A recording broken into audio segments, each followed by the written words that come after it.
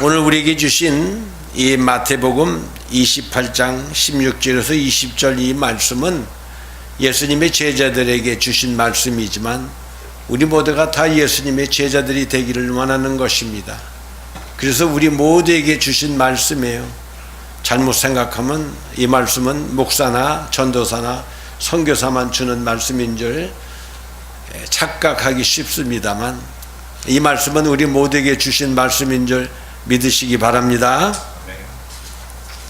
어느 목사님 설교 중에 나온 예화입니다. 당신은 구원받으셨습니까? 만약에 오늘 밤 당신이 이 세상을 떠난다면 당신은 천국에 갈 수 있습니까? 이 말은 호주 시드니 조지 스트리트에서 40년간 노방 전도를 하였던 프랭크 제너가 한 말입니다.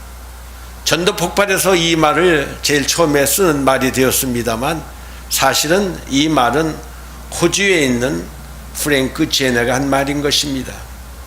제너는 하나님께 소원한 대로 같은 시간, 같은 장소에서 하루도 빠짐없이 복음을 전했습니다. 그러나 한 번도 당신을 통해서 예수님을 영접했습니다 라는 말을 듣지를 못했기 때문에 자신이 행한 전도가 열매 없는 열심이었다고 그는 회상하였습니다. 그런데 영국 런던의 한 침례 교회 목사에게 신기한 일이 일어났습니다. 오전 예배를 마치려는데 낯선 사람이 일어나서 말합니다. 목사님, 잠깐 간증해도 되겠습니까? 허락을 받은 그는 이렇게 말을 시작합니다. 친척을 만나려고 호주 시드니 조지 스트리트를 걷고 있는데 한 노인이 다가와서 말했습니다. 실례합니다. 구원받으셨습니까? 오늘 밤 죽으면 천국 갈 수 있겠습니까? 저는 그 말이 계속 신경 쓰였고 영국에 돌아오자마자 예수를 영접하게 되었습니다. 그의 간증에 그 교회 목사는 진심으로 그를 축복해 주었습니다. 그 침례교 목사는 미국 LA와 호주의 퍼스에서 설교를 하였는데 똑같은 간증을 2번을 듣게 되었습니다. 런던에서도 말씀을 전하는데 4사람의 노인이 찾아와서 말합니다. 우리도 각각 25년, 35년 전에 시드니에 갔다가 그 노인에게 같은 질문을 받고 예수를 영접하게 되었습니다. 그 후 캐리비안 선교대에 참석하여 이 간증을 나누었더니 3명의 선교사 역시 우리도 각각 15년, 25년 전에 그 노인을 통해 예수를 영접했다고 고백합니다. 그리고 미국 조지아에서 해군 군목들에게 말씀을 전하였는데 군목으로부터 이런 이야기를 듣게 되었습니다. 자신이 탄 군함이 호주 시드니에 정박하였을 때 술에 취해 조지 스트리트를 지나가고 있는데 흰머리 노인이 다가와 당신이 예수를 믿으면 오늘 죽더라도 천국에 갈 수 있습니다. 그는 갑자기 하나님에 대한 두려움이 없어 배웠고 그 충격으로 예수를 영접하며 나중에 군목이 되었다고 고백하는 것입니다.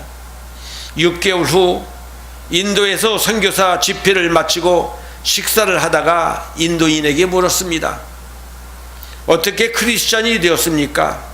그러자 그 인도인이 말하기를 호주 시드니에서 외교관으로 근무할 때 아이들 장난감을 사주려고 조지 스트리트를 걷는데 노인이 다가와 실례합니다. 구원받으셨습니까? 오늘 밤 죽으면 천국에 가실 수 있겠습니까? 이 말을 듣고 예수를 영접하고 그리스도인이 되었다고 고백하는 것입니다. 6개월 아니 8개월 후 호주 시드니에서 말씀을 전하던 침례교 목사는 혹시 이곳 조지 스트리트에서 전도를 하는 흰머리 노인을 아십니까? 라고 교인들에게 물었습니다. 예, 그는 제너라는 사람인데 지금은 연세가 많아서 전도하지 못합니다. 침례교 목사는 제너가 사는 아파트로 찾아가 최근 3년 동안 자신에게 어떠한 일이 일어났는지를 들려주었습니다. 그러자 제너가 눈물을 흘리며 말합니다. 저는 젊은 시절 방탕한 생활을 정리하고 예수를 영접하였습니다.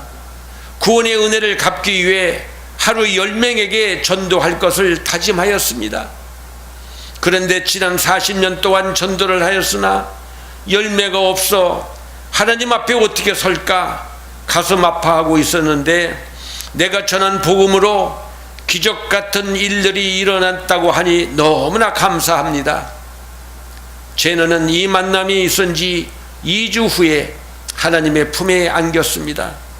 그 후 침례교 목사가 확인한 결과 14만 6천 명이 그 노인에 의해 전도되었다는 사실을 늦게나마 알게 되었다는 것입니다. 주의 복음을 위해 헌신하였는데 큰 열매가 없어서 마음의 갈등을 느끼십니까? 너는 말씀을 전파하라. 때를 얻든지 못 얻든지 항상 힘쓰라고 성경은 우리에게 말합니다. 어디선가 우리가 알지 못하는 곳에서 믿음 생활하고 있는 많은 분들이 있을 것을 생각하고 여러분 낙담하지 마시고 끝까지 우리가 믿음으로 함께 전도할 수 있기를 바랍니다. 믿는 자와 믿지 않는 자의 차이점이 무엇입니까? 주일날 교회 가는 것과 교회 가지 않는 것, 밥 먹기 전에 기도하는 것과 기도하지 않는 것, 또는 십자가를 목걸이에 걸고 다니는 것과 걸고 다니지 않은 이런 차이가 있는 것입니까? 믿는 자와 믿지 않는 자의 차이점은 눈에 보이는 것보다도 눈에 보이지 않는 부분의 차이점이 더 큰 것입니다. 믿는 자는 삶의 의미와 목적이 다릅니다. 비전이 다릅니다. 왜 사십니까? 라는 이런 질문을 받게 되면 주저없이 생각하는 것이 없이 우리는 확실하게 대답할 수 있어야만 되는 것입니다. 우리의 가치관도 달라야 되는 것입니다. 믿지 않는 사람들은 대부분 이 세상의 것에 가치를 두고 살지만, 믿는 우리들은 보이지 않는 영원한 삶에 더 가치를 두고 살아야만 된다는 것입니다. 또 하나 믿는 자와 믿지 않는 자의 차이점을 찾는다면 소원이 다르다는 것입니다. 믿는 사람의 소원은 항상 예수님의 소원을 닮아가야만 되는 것입니다. 본문은 하늘과 땅의 모든 권세를 가지신 우리 주님께서 부활하셔서 하나님 아버지께로 가시기 전에 우리에게 부탁하신 간절한 소원이시며 지상의 명령인 것입니다. 예수님을 사랑하십니까? 그러면 우리는 예수님의 간절한 소원을 이루어 드려야 될 줄 믿습니다. 첫째는 너희는 가서 모든 족속으로 제자를 삼으라고 말씀하십니다. 가라는 말에는 적극적인 태도를 보이라는 것입니다. 우리가 직접 가든지 갈 수 없으면 갈 수 있는 사람을 도와주든지 둘 중에 하나를 우리는 선택해야만 된다는 것입니다. 모든 족속으로 우리 식구만, 우리 민족만 예수 믿게 하지 말고 모든 민족에게 복음을 전하라는 말인 것입니다. 내 식구를 위하여 기도하는 것은 참 쉽습니다. 기도하지 말라고 해도 우리는 우리의 자녀들을 위하여 늘 기도할 것입니다. 그러나 다른 국가와 민족을 위하여 기도하는 사람은 위대한 사람인 것입니다. 제자를 삼으라는 것은 예수님의 삶과 행실을 배우고 그분의 성품을 닮아가는 것을 말하는 것입니다. 수고하고 무거운 짐진 자들아 다 내게로 오라. 내가 너희를 쉬게 하리라. 나는 마음이 온유하고 겸손하니 나의 멍에를 메고 내게 배우라. 그러면 너의 마음이 쉼을 얻을 거라고 예수님은 말씀하십니다. 예수님의 성품이 바로 온유와 겸손인 것입니다. 성경 공부를 하면 다 제자가 되는 거 아닙니다. 인격이 변화되어야지만 예수님의 제자가 될 수 있는 것입니다. 독수리 새끼도 독수리로 태어나지만 하늘을 나는 봄을 무섭게 훈련받게 됩니다. 사자 새끼도 사자로 태어나지만 사냥하는 법을 어미 사자로부터 강하게 훈련을 받게 되는 것입니다. 성도들도 하나님의 자녀로 태어났지만 성도답게 살려면 우리 모두가 훈련을 받아야만 된다는 것입니다. 더욱이 예수님의 참 제자가 되려면 여러 면에서 훈련을 받아야만 되는 것입니다. 그래서 고난받는 게 내게 유익이라 내가 이로 인하여 주의 율례를 받게 되었다고 성경은 말하지 않습니까? 제자를 삼는 사역은 그만큼 중요하기에 예수님께서 승천하시기 전에 우리에게 명령하시는 것입니다. 제자는 아무나 되는 거 아닙니다. 제자는 가만히 있어도 되는 것이 아닙니다. 훈련을 받기 위해서는 강한 연단과 고난을 통해서 불같은 시험 속에서 우리가 예수 그리스도의 참 제자가 될 수 있는 것입니다. 두 번째, 우리는 모든 것을 가르쳐야만 되는 것입니다. 목사만 가르치면 되는 것이 아닙니다. 여러분들도 다른 사람을 다 가르칠 수 있는 은혜와 능력과 은사를 가져야만 된다는 것입니다. 남녀노소를 막론하고 세상에서 많이 배운 자나 못 배운 자나 부유한 자나 가난한 자를 막론하고 우리 모두 다 하나님의 진리의 말씀으로 가르침을 받아야만 된다는 것입니다. 때가 이르면 사람들이 건전한 교훈을 받으려 하지 아니하고 귀를 즐겁게 하는 말을 들으려고 자기네 욕심에 맞춰 스승을 쫓아다닌다고 하는 말이 있습니다. 쓴 말을 듣기를 싫어하는 것입니다. 하나님이 주시는 은혜의 말씀은 들을 때는 달콤하지만 그것이 내 뱃속에 들어올 때는 쓰고 쓰다고 그랬습니다. 말씀을 듣고 지켜 행할 때는 we have to pay the net price, 그 대가를 지불해야 되기 때문에 말씀을 지켜 행하며 산다는 것이 이렇게 어렵고 힘든 것입니다. 우리가 복음을 전할 때 주의해야 할 것은 전하는 자의 사상이나 가르치는 자의 사상이 아닌 예수님의 뜻을 전하고 가르쳐야만 된다는 것입니다. 잘못된 목회가는 성도를 훈련시켜서 담임 목사 양을 삼는 것입니다. 이것은 예수님의 양을 도둑질하는 것입니다. 우리 모두는 다 예수님의 양인 것입니다. 양육을 받아서 예수님의 제자가 되어야만 되는 것입니다. 담임 목사가 제자가 되어서는 절대 안 되는 것입니다. 세 번째, 우리는 또한 가르침을 받은 것을 지켜 행하야만 되는 것입니다. 아름다운 열매를 맺지 않은 나무마다 지켜 불에 던지우느니라. 이러므로 그의 열매로 그들을 알리라. 나더러 주여 주여 하는 자마다 천국에 다 들어갈 것이 아니요 다만 하늘에 계신 아버지의 뜻대로 행하는 자에 들어간다고 예수님은 말씀하십니다. 그러면 우리가 어떻게 하나님의 말씀을 지켜 행할 수 있겠습니까? 화기양 같은 이 세상에서 행함이 있는 믿음의 생활을 가지려면 보혜사 성령을 온전히 의지하며 살아야만 되는 것입니다. 여러분, 내가 내 의지로 하나님의 말씀을 지켜 행할 수가 없는 것입니다. 내 안에 거하시는 하나님의 거룩한 성령이 나를 이끌어 주시고 그분만이 나의 힘이 되시고 그분만이 나의 능력이 되신다는 것을 우리는 고백해야만 되는 겁니다. 또 하나님을 경외하며 예배하며 늘 말씀과 기도로 그분과 교제할 때 우리는 하나님의 말씀을 지켜 행할 수가 있게 되는 것입니다. 요한복음 9장 31절 말씀입니다. 하나님이 죄인을 듣지 아니하시고 경건하여 그의 뜻대로 행하는 자를 들으시는 줄을 우리가 안다고 말씀하십니다. 네 번째, 이렇게 전도할 때 세상의 끝날까지 우리와 항상 함께 계실 것을 우리 예수님은 약속하고 있는 것입니다. 성도들은 이 세상에 혼자 사는 것이 아닙니다. 성도는 주님과 함께 살아가고 있는 것입니다. 주님께서 우리에게 말씀하시기를 내가 너희를 고아와 같이 절대로 버려두지 아니하시겠다고 약속하셨습니다. 그 주님은 지금도 우리의 삶 속에서 역사하고 계시다는 놀라운 사실을 꼭 믿으시기를 바랍니다. 마태복음 1장 25절 말씀입니다. 보라, 처녀가 잉태하여 아들을 낳을 것이요 그 이름을 임마누엘이라. 이를 번역한 즉 하나님이 우리와 함께 계시다 함이니라. 아멘입니까? 우리가 믿고 의지하는 그 예수님은 어제나 오늘이나 영원토록 동일하신 분이십니다. 겟세마네 동산에서 땀방울이 핏방울이 되도록 기도하셨던 우리 주님은 지금도 우리를 위하여 기도하고 계시다는 이 놀라운 사실을 꼭 믿으시기를 바랍니다. 하나님께서 우리와 함께 하신다는 이 임마누엘의 신앙은 우리에게 가장 필요한 신앙이요 우리에게 가장 중요한 확신이며 우리에게 주신 가장 놀라운 축복인 것입니다. 그러면 우리는 왜 전도하며 선교해야 하는 것입니까? 또 전도하고 선교하면 우리에게 어떤 유익이 있는 것입니까? 함께 살피면서 주님의 지상명령인 전도와 선교에 열심내는 우리 모두가 다 될 수 있기를 예수님의 이름으로 축원합니다.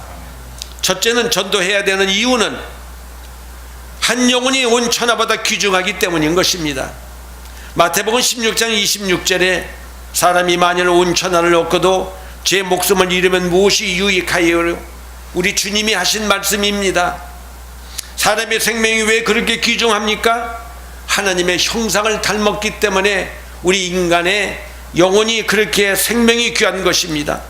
하나님이 가라사대 우리의 형상을 따라 우리의 모양대로 우리가 사람을 만들고 그로 바다의 고기와 공중의 새와 육축과 온 땅과 땅에 기는 모든 것을 다스리게 하자 하시고 하나님의 자기 형상 곧 하나님의 형상대로 사람을 창조하시되 남자와 여자를 창조하셨다고 성경은 우리에게 말합니다. 이렇게 하나님의 형상대로 지으셨을 뿐만 아니라 엄청난 복을 우리에게 주셨습니다. 하나님이 그들에게 복을 주시며 그들에게 이르시되 생육하고 번성하며 땅에 충만하라, 땅을 정복하라, 바다와 고기와 공중의 새와 땅에 움직이는 모든 생물을 다스리라고 우리 주님은 말씀하셨습니다. 사람은 이렇게 가치 있게 지음받은 존재이기에 귀하고 귀한 것입니다. 두 번째, 이 생명을 위하여 하나님의 아들 예수 그리스도가 십자가에 죽으셨기 때문인 것입니다. 이튿날 요한이 예수께서 자기의 나오심을 보고 가로되 보라 세상 죄를 지고 가는 하나님의 어린 양이라고 고백했습니다. 우리 예수님은 하나님의 아들이십니다. 그러나 그분은 여러분과 나의 죄악을 짊어지시고 십자가에 피 흘려 죽으시기 위해서 인간의 몸으로 오신 하나님의 어린 양인 것입니다. 세 번째, 사람의 생명은 영원히 살 생명이 있기에 그렇게 귀한 것입니다. 하나님의 세상을 이처럼 사랑하사 독생자를 주셨으니 이는 저를 믿는 자마다 멸망치 않고 영생을 얻게 하려 하심이니라. 사람의 생명은 예수를 믿으면 멸망치 않고 영생할 수 있습니다. 그러니 무엇으로 사람의 생명을 바꿀 수가 있겠습니까? 이렇게 한 사람의 영혼이 온 천하보다 귀중하므로 그 한 사람을 예수 믿고 구원받게 한다는 것은 이 세상의 구원 무엇보다도 귀중한 일인 것입니다. 둘째, 모든 사람에게는 최후의 심판이 있기 때문인 것입니다. 마태복음 3장 12절에 손에 키를 들고 자기의 타작마당을 정하게 하사 알국은 모아 곳간에 들이고 쭉저기는 꺼지지 않는 불에 태우신다고 말씀하십니다. 하나님께서는 이 세상 사람들을 절대 그대로 놔두시는 것 같지만 반드시 마지막에는 심판하시는 때가 온다는 것입니다. 왜냐하면 죄의 싹은 사망이기 때문인 것입니다. 히브리서 9장 27절에 보면 한 번 죽는 것은 사람에게 정하신 것이요 그 후에는 심판이 있으리라고 확실히 우리에게 말씀하십니다. 이렇게 우리가 죄의 문제를 해결받고 영생을 얻어 하늘나라에 영원히 살기 위해서는 반드시 예수 그리스도를 구주로 믿어 죄사함을 받아야만 된다는 것입니다. 예수님은 곧 생명이십니다. 아들이 있는 자에게는 생명이 있고 하나님의 아들이 없는 자에게는 생명이 없다고 요한일서 5장 12절에 분명히 우리에게 말씀하십니다. 예수님을 믿으면 영생이 있고 믿지 않으면 영원히 멸망을 받기 때문에 우리는 이 복음을 열심히 전해야만 되는 것입니다. 셋째, 영생이나 멸망이냐 하는 것은 바로 우리들의 손에 달려있기 때문인 것입니다. 로마서 10장과 14절에 보면 누구든지 주의 이름을 부르는 자는 구원을 얻으리라. 그런즉 저희가 믿지 아니하는 이를 어찌 부르리요? 듣지도 못한 이를 어찌 믿으리요? 전파하는 자가 없이 어찌 들으리요? 보내심을 받지 아니하였으면 어찌 전파하리요? 기록된 바 아름답도다 좋은 소식을 전하는 자들의 발들이여. 복음을 전하러 다니는 자들의 발이 이렇게 아름답고 귀하고 귀한 것이 무엇입니다? 우리가 복음을 전하여 예수를 믿게 하면 그 사람은 천국에 돌아가는 것이고, 우리가 구원받지 못한 사람을 그대로 두면 그 사람은 지옥불에 떨어지고 마는 것입니다. 저 사람들이 천국에 가느냐 지옥에 가느냐 하는 것은 먼저 믿은 우리들의 손에 달려있다는 것입니다. 교회가 존재하는 궁극적인 목적은 많은 사람의 영혼을 구원하는 것입니다. 우리는 이 사실을 분명히 깨닫고 주님이 가장 기뻐하시는 이 일에 우리 모두가 함께 열심낼 수 있기를 다시 한번 예수님의 이름으로 축원합니다. 그러면 전도하는 자가 얻는 유익은 무엇입니까? 하늘나라에 가서 제일 큰 상을 받는 사람은 믿지 않는 사람의 영혼을 구원의 길로 인도한 사람인 것입니다. 또 이렇게 전도한 사람은 이 세상에 사는 동안에도 하나님으로부터 많은 은혜와 복을 받게 되는 것입니다. 첫째로 자신의 믿음이 점점 확고해집니다. 로마서 10장 10절에 보니까 사람이 마음에 믿어 의에 이르고 입으로 시인하여 구원에 이른다고 확실히 우리에게 말합니다. 남에게 전도하다 보면 신앙의 고백과 간증이 되므로 자신의 믿음과 구원이 점점 더 강해지고 확실해지기 때문인 것입니다. 둘째로 현세와 내세에 많은 상급을 받게 됩니다. 누가복음 18장 29절에 보면 내가 진실로 너에게 이르노니 하나님의 나라를 위하여 집이나 아내나 형제나 부모나 자녀를 버린 자는 금세 있어 여러 배 받고 내세 영생을 받지 못할 자가 없다고 우리 예수님이 말씀하십니다.